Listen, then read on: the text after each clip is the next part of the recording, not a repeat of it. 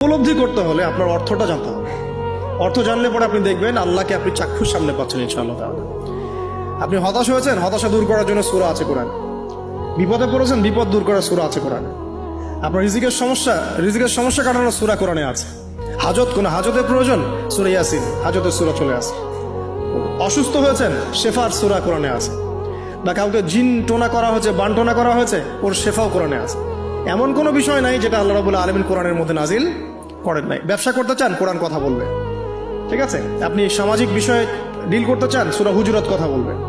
আপনি ইতিহাস ভালোবাসেন, কোরআনে ইতিহাস দিয়ে ভর্তি করা আছে।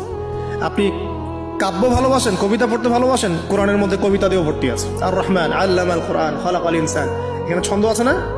প্রত্যেকটা ছন্দ। নেজমি ইযা হাওয়া মা দাল্লা সাহিবুকুম ওয়া মা গাওয়া ওয়া মা ইয়ানতিকু আনিল হাওয়া, ছন্দ আছে না? আপনি উপন্যাস ভালোবাসেন, কোরআনে অনেক উপন্যাস আছে। কোরআনে যা চান তাই পাবেন কোরআনে।